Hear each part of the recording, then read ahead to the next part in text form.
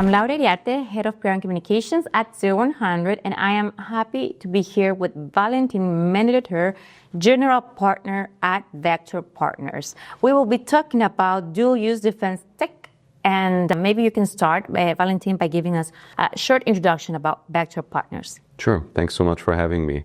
Yeah, as you already said, dual-use and defense is the topic. So Vektor is a Series A focused fund investing in dual-use technologies and defense tech, so technologies that have application in the commercial and military/defense space. We've been investing in that space since 2020, actually, out of Fund 1.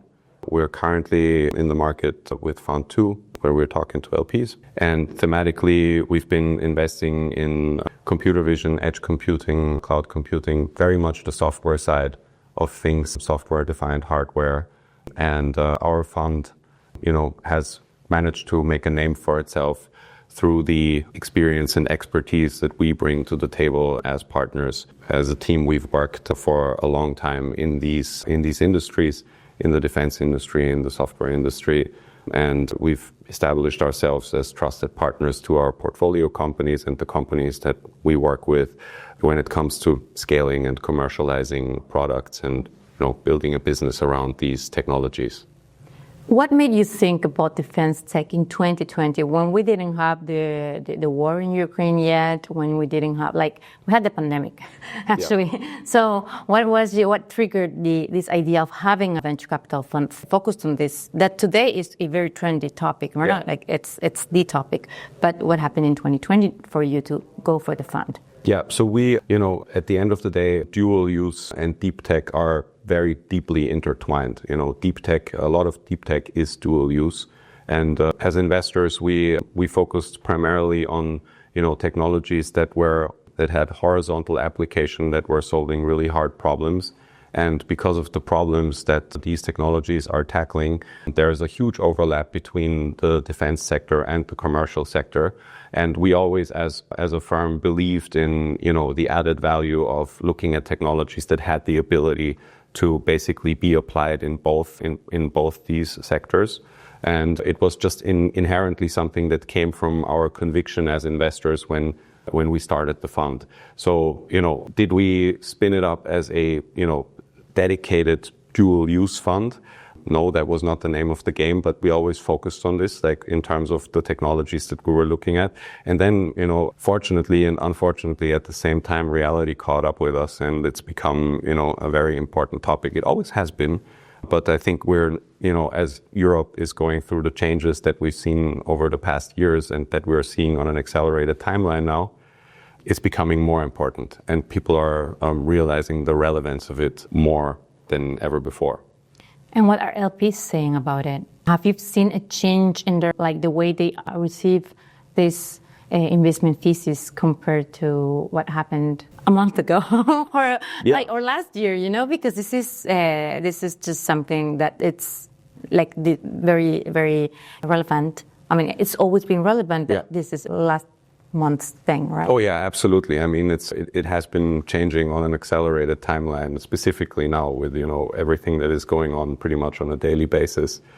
And, to your point, I think the difference is that a couple of years ago, the defensive capabilities of these technologies were definitely not something that a lot of investors were looking towards as an opportunity. And that's obviously now becoming top of mind.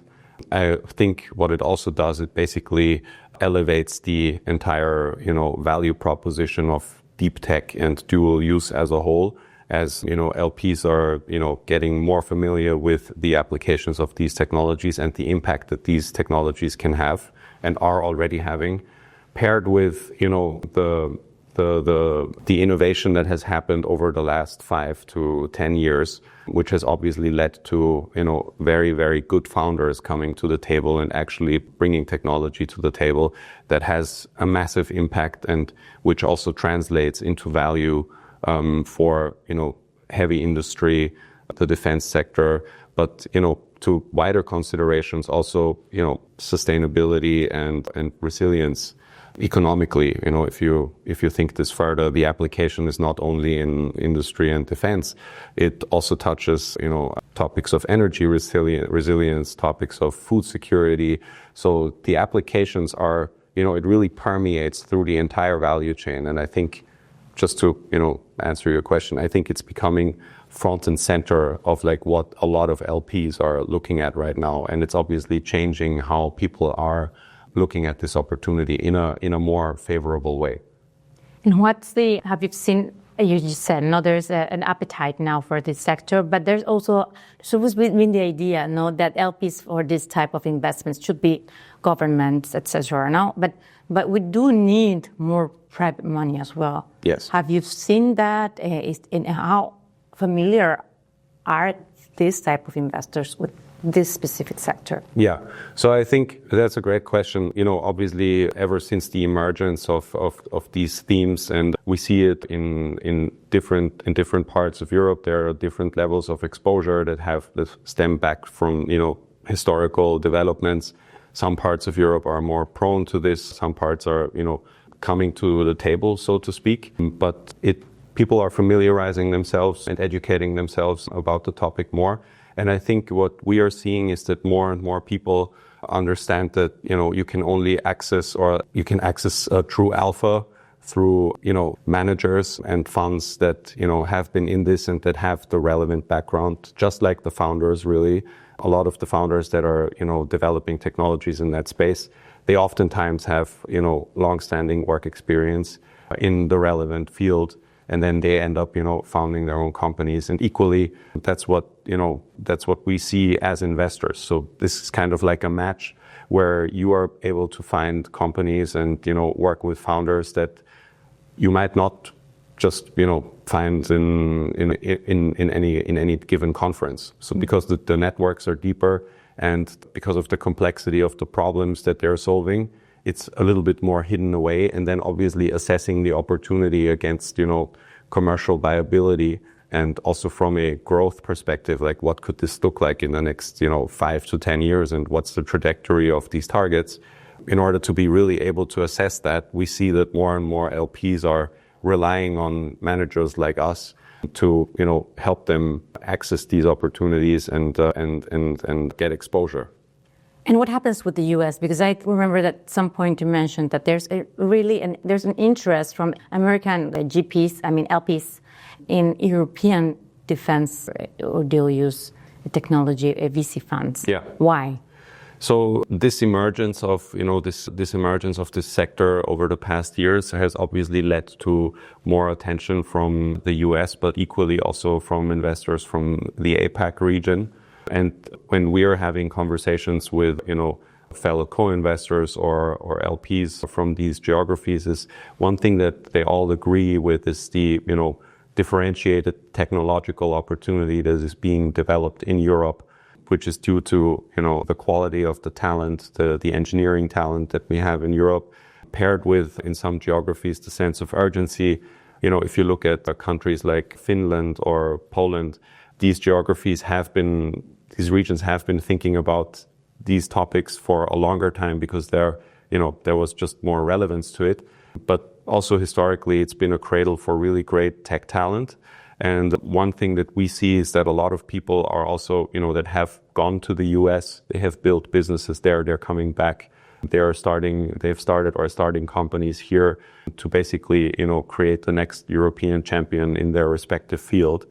And, people on the left and right of Europe, they recognize that and they want to access it. Also, I think it's driven by valuations and access to opportunity, because we all know that a Series A in the US looks very different than a Series A in Europe. But it doesn't necessarily mean that, according to like where the company might be in its journey and its maturity from a perspective of the technology, they are the same.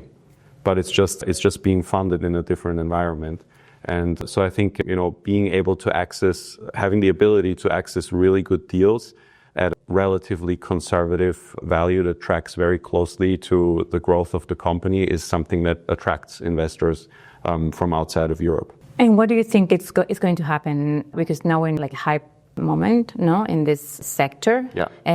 But as it happened with Impact 2 years ago, right? Yeah. So how can we make sure that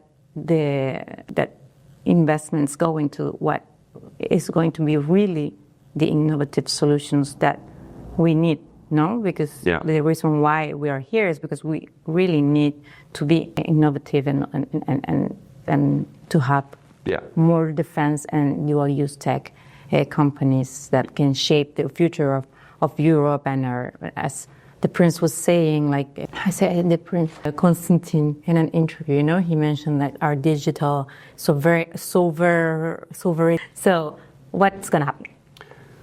Well, I think there's, in any topic that is getting a lot of attention, there's, obviously a certain risk that, all the money gets to the most critical opportunities. And I think specifically with what we're trying to, basically accelerate here, it's probably more important than ever, and we all agree on it.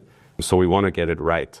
So I think back to my point earlier is what we need to, ensure is that it's a very expertise driven investment target. You need to have a lot of background in it, and you need to also have the understanding for a lot of context that is just not publicly available because it wasn't designed to be that way, if you know what I mean. Mm-hmm. And so I think it's, it's managers like us and others that have been, working in this space, that have work experience, that, have been doing this for quite some time. I think it's relying on people like that. And then at the same time, we obviously have to do this at scale. So it's not down to a few that should be driving this.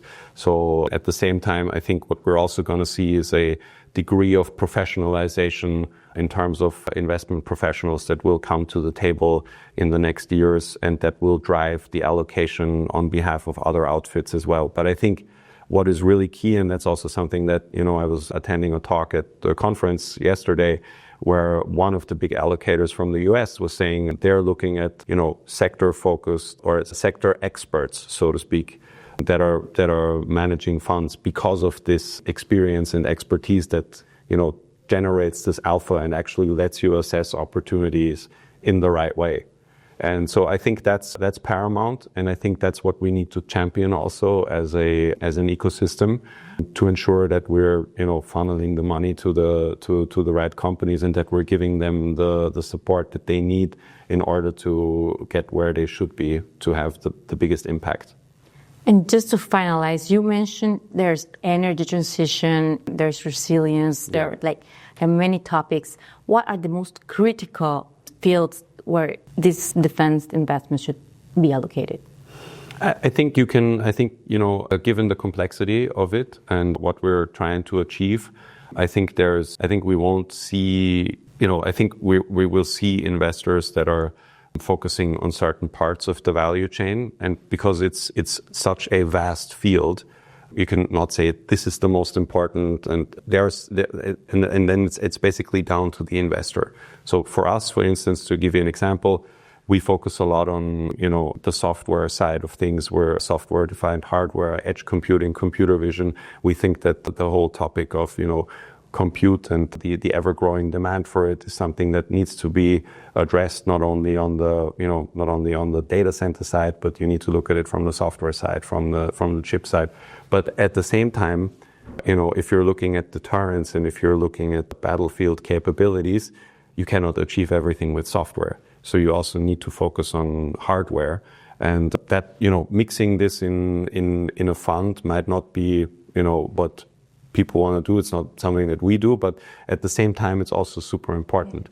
But if you think about obviously what is inherently pegged to it is the requirement for more energy to power this, and at the same time, the centralization of energy poses a very concentrated target, and it's a threat to us, because if the energy grid, for instance, fails, and we've seen this in some examples of what happened in the Baltic Sea, for instance, with the cable cutting. But then that also takes us to telecommunications.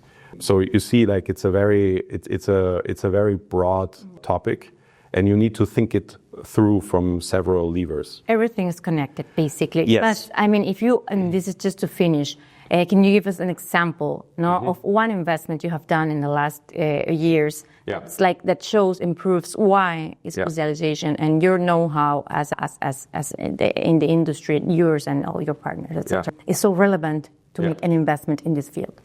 Yeah, so one company, for instance, that we invested in is they're basically doing edge computing for computer vision.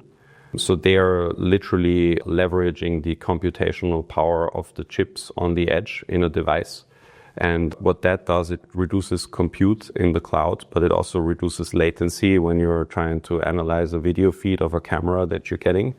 And, as computer vision is at the heart of processing of LLMs and like how, software basically interacts with the real world, because this is how it perceives the real world. It's at the front and center of all the applications that we see, be it in, commercial applications where you're trying to, drive revenue by video analytics of certain processes that you might have in a supply chain environment, or be it in the telematics space. But at the same time, if you look at, the drone environment, and you see in the drone environment, you have obviously huge requirements on the video side for drone surveillance, for, to ensuring safety on our borders, or situational awareness in the battlefield.